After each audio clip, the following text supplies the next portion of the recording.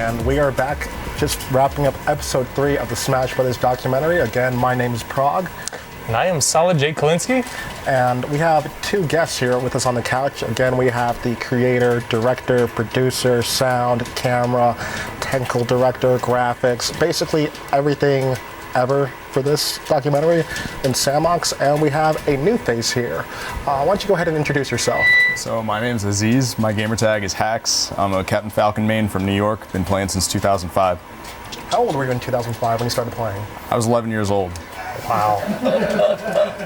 That's crazy. That puts things in perspective. You've been playing this game for... half my life. Yeah. Literally, wow. Yeah, competitively. Casually, even longer. So we just wrapped up episode 3, which was the Isaiah episode. Now, a lot of people say Isaiah is kind of hard to reach and hard to get to. And I think Samox, of course, you would know better than most of them. Why don't you tell us a bit about that whole process? Yeah, I mean, anyone can have a lot of different reactions to, being asked to do an interview. It's not exactly necessarily a super fun thing to do, but to have a camera in your face and lights and stuff. And Isaiah was one of these guys that, is a little bit camera shy. I think that comes across in the episode too. So I really wanted to be able to kind of talk to him in a place where he'd feel okay. And just an audio interview is what we ended up deciding on. So we had lunch together and talked for hours at Apex 2012. And we ended up finding a really quiet room away from the crowds and stuff, and just had a chance to just sit and talk in this dark little section just about life. And I feel like we kind of connected on a certain level. Weirdly, had the same fantasies about fighting off mountain lions in California foothills, which is weird. So it was great. I mean, he felt like he could share a little bit about himself and who he was, and I hope that I was able to do some justice for who he is. He's a really awesome guy, funny, quirky, and just incredible Captain Falcon. Right, and I think that's one thing this episode really, really highlighted. When a lot of people think of their favorite athletes, whether they're in sports or in the cyber realm, you're really only acknowledging them for the stats they put up, their wins and losses. You rarely get to connect to someone on a level of being another human being. Right. And I think that's one thing that was purveyed extremely well in this episode.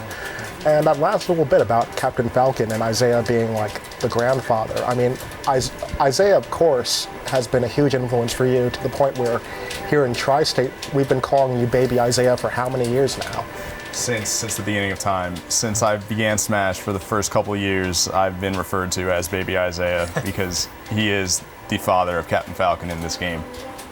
And, back before Falcons like Dark Reign and Silent Spectre hit the scene, it was Isaiah. He was the first and he was the best, and to this day he does things that even I can't do.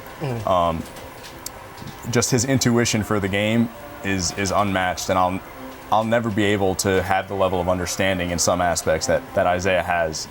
It's truly amazing. Definitely. Now, Isaiah, we spoke a bit about the Set versus Ken, and how he had that little additional impetus to perform better. What are your thoughts on that? And just, he's been notorious as a sandbagger, as I said in the beginning of the episode. Yeah. But your thoughts on that? It's funny. I mean, everybody does have their different motivations for wanting to do really well, and it really does come across with Isaiah. His motivation is always other people. Otherwise he's just kind of like sandbags is what the term is, or he's not playing his best, and you can tell he's not playing his best. But when there's somebody else on the line, and when there's someone he cares about, it's somehow involved, then suddenly it's full gear. So really, his human emotion comes out in the game itself. Exactly. He doesn't want to make someone feel bad by beating them almost. And I think you even point that out in the episode. But when I first met Isaiah, he let me have the win. We first met at a No John's local in New York. No John's is one of the local tournaments. I'm sorry, it wasn't No John's. It was a tournament held at Web2 Zone must have been a gauntlet. Yeah. And Isaiah showed up for some random reason, and he basically sandbagged, which he does in 90% of his games. And he let me have the win, maybe so I could feel good about myself. But he was jumping all over the place, Falcon punching, clearly not trying. And at the time, it confused me because I was 1 year into the game when I met Isaiah for the first time. And 12 years old. Yeah. Yes, I was 12 at the time. But as I came to learn about Isaiah, turns out that what he did that day was nothing out of the ordinary. So did you feel great about yourself when you beat him? Did you say, "Oh my God, I just beat Isaiah"? I felt good, but there was something suspicious about my win over Isaiah at that tournament. Yeah. So I didn't feel great. Yeah. Also in that episode, we start to see not just the grassroots scene as it's been formulating, because we've seen that in the previous episodes, but for the first time we see a certain organization start to step into the forefront, and of course we are here in the studios right now, MLG being represented for the first time. Yeah. First time in many years. Yeah. Well, first time in the documentary at this point. I see. Yeah. But as we are here now, your thoughts on MLG as a player. You've been playing since 2005. Were you at any of the circuit events or even the grassroots on Long Island? I actually did go to MLG New York in October of 2006. Yeah, Meadowlands, yep. The one that PC Chris ended up winning, I believe. Right. And I didn't make it out of pools. But like I said... That puts into perspective. I mean, nowadays Yeah. you're considered one of the best players in the world, hands down. Right. And 2005, that was a long time ago. It's been a crazy journey since then, man. But I'm so happy to have the opportunity to, capture the MLG title again.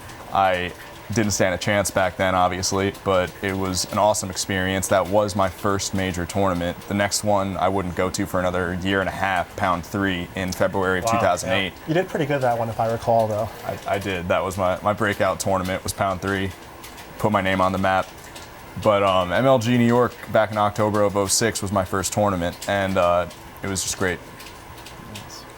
So, comparing now and then, MLG was involved. Was that what got you into the game? Was it just the game itself? Did you play with your friends and family? Did Isaiah videos get you into the game? I mean, what really brought you to the community? Isaiah videos were huge for me back in the day, but they were not what got me into the game.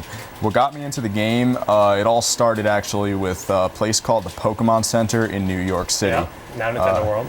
Located in Rockefeller Center, now remodeled into Nintendo World. That happened in May 2005. This is where it all began. Before Smash was Pokemon trading card game and video game for me. And this is where I would meet people such as J-Man and Alucard, who I've known for about 11 years now. And basically, at Nintendo World, they would have 6 GameCube setups. We all loved Super Smash Bros. Melee. I've had it since the day it came out. They had 6 GameCube setups. They would have 1 setup with Melee and 5 setups with other games. And there would literally be like a 10-man line at the 1 Melee setup every day. We told the Nintendo World employees, who were very cool, you need to switch the other 5 setups to Melee. They did. Oh, wow. And so around 2003, 2004, the Pokemon Center was basically a public Smash Fest with 6 Melee setups for free. Awesome. Wow. And it was incredible. Why did I not live in the city at that time? Yeah. But, all good things have to come to an end. And so the Pokemon Center ended up remodeling into Nintendo World, which was not as family-oriented, I would say. Like, they didn't have as many Melee setups, but something that would happen at Nintendo World got me into the game competitively. We only played casually back at the Pokemon Center. We didn't know what we were doing. Right. When Nintendo World opened, they held a tournament in 2005, and the rules were 2-minute time, 4-man free-for-all, I believe all stages legal. And I went on GameFAQs the night before the tournament to try to give myself an edge, and I researched things like wave shining with Fox. So I practiced that night, and I thought I had the tournament on lock. I end up losing to a bunch of opportunist, up-beast spamming links on Corneria. I was not able to do the wave shine nearly consistently enough to win. Even I can't do it consistently nowadays. So. Yeah, so after one night, I'm not going to be able to play Melee well. Oh, I got destroyed. But about half a year later, I would end up going to my first New York tournament, which was a Gauntlet in November of 2005 at a place called Neutral Grounds. Yep. Yes. And the rest was history. Nice. Well, that's awesome. So moving forward, I mean, you're looking to compete You know, with a lot of big opportunities coming up, you're hungry, aren't you? I am. Very. You gonna win an MLG title? Absolutely. Oh yeah, man. Absolutely. I've got big plans. I can't reveal everything, but I've got big plans. I'm excited. You heard it here first. Now, Hacks, a lot of people do have you as one of the top 10 players in the world. Maybe later on this evening, would you be interested in playing an exhibition match against a certain someone? Absolutely.